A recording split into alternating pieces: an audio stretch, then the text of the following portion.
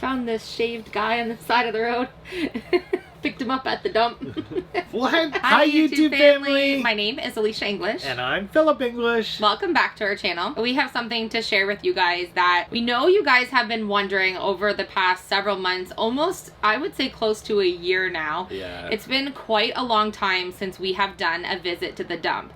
We've actually gone a couple of times just to take some of our own renovation scrap that had to go to a burn pile, but we actually have not been able to go to the dump to actually remove any items to do a trash to treasure video. And we know that most of our viewers' favorite topic or series on our channel is trash to treasure, and we know that because the numbers on those videos definitely reflect. They're a lot huge. of them have over 500,000 views or more. We steadily get more views on those videos all the time. They are my favorite videos to film. Yes. Philip's favorite videos to be part of and film because he loves seeing what we transform those items into. There's a few things we want to talk about the dump before we tell you kind of what happened with the dump videos.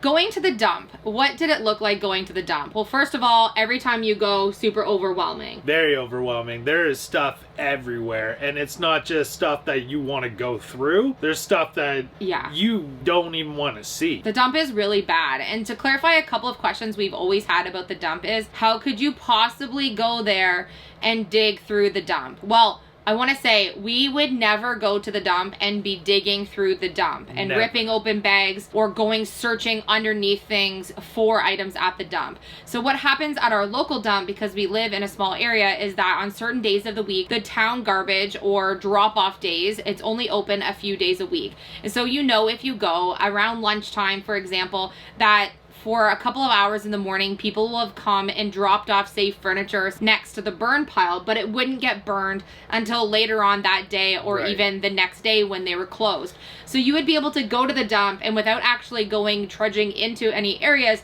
just have pieces of furniture that would be sitting right there ready to be burned on the side of a little trail path. So although you were at the dump, most of the items that we would even grab from the dump weren't even actually in the dump. In the gross big pile kind of thing. So we would go there and we would see all the time, every single time we would go, we would see people there that were actually ripping open garbage bags and searching through every single item that they could find, digging under the piles, which we felt was really unsafe and definitely not very sanitary and would definitely be super contaminated items, digging through like people's kitchen trash just to find things. So there are a lot of people there that would be looking for recycled tin cans, things that they could take, wire scrap, things they could trade in for cash elsewhere at other type of recycling depots. So every single time we would go, we would see numerous people and we would get to see the same people over and over. That leads us to a couple other questions we had about the dump is, were the items that we found in the dump really from the dump? Yes. 100%. Absolutely, 100%. The items that we transformed and the titles of the videos where we said we got the items from the dump, those items were from the dump. When people are cleaning out their houses, old farmhouses, old farm properties, all that stuff just gets thrown in a truck and then shipped to the dump. A lot of the older folks that do that don't even use social media to know that they can post things online, right? To put up, to think that someone else would take it before or even buy it from them before taking it to the dump. They're just first instincts, just let's get rid of this right now, let's take it to the dump. So we lucked out several times on some really gorgeous pieces of furniture. So that was lucky for us. But we wanted to clarify a few things. We had a situation happen a couple of months back that we didn't at the time really know how to share with our YouTube people. And we didn't know really how to deal with it ourselves at that time. And so we didn't discuss it on the channel.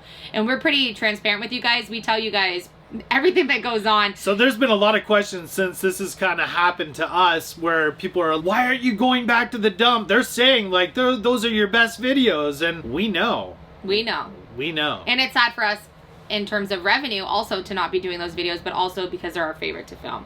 So we've been missing out on a lot of content in terms of that. But something happened that has been preventing us from going and removing items from the landfill, which is super sad because the whole premise of those videos is not for me to find items and have more furniture for my house or anything. It's to inspire other people to think before they put things in the dump and to recycle and upcycle and be more mindful of what we're putting into our own trash. Everything everything that we found, somebody could have repurposed instead of taking it to the dump. When we go to the dump and we see these beautiful items and we're like, wow, how can we stop these people before you take unnecessary trash? Yeah, just we want to inspire people to think before they do that, right? Yes. So that was the whole premise of the Trash or Treasure videos. It wasn't for views, and it wasn't for furniture for our own house or to resell items or anything.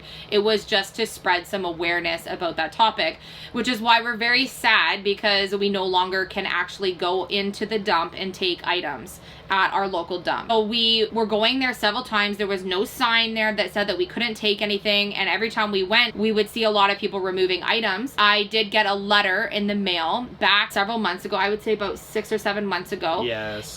It was a very formal letter as a warning that I was not welcome to remove items from the dump, and that if I was seen or caught removing items from the landfill in my area again, that I would be fined upwards of $10,000+ per offense for the first time warning.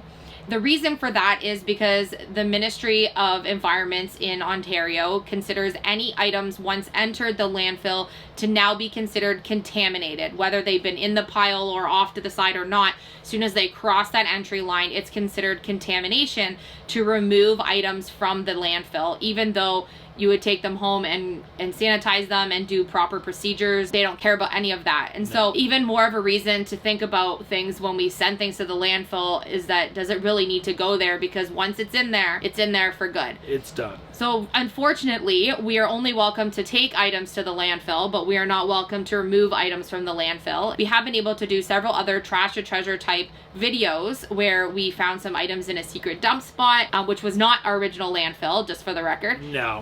And then some other Trash or Treasure items we've been able to find curbside, and a few other secret locations that I don't want to share with everyone because I've been lucky enough to still be able to do some of that content with you guys. Eventually we'll show you where some of those places are. Unfortunately, as a legality standpoint, Philip and I are not allowed to return to remove anything from the dump. So super sad about that. I really hope that there's a way that we can still spread awareness without actually being in the dump. I know that you guys want to see dump Trash or Treasure videos. We will be continuing to do that type of content for those of you who are hoping for it, but we have to do it in a different way. Otherwise, we could be fined thousands of dollars, and we don't make enough money as YouTubers to justify. We hope that you can go back and check out some of those videos if you've missed them and enjoy them while they're up there, and hopefully we'll be able to still find a way to be able to do this type of content in the future, which we will do, because we're always finding items that are able to be restored that are curbside find or from our secret spots. And absolutely, yeah, so super fun. But we wanted to let you guys know what was going on, so feel free to chat about it in the comment section.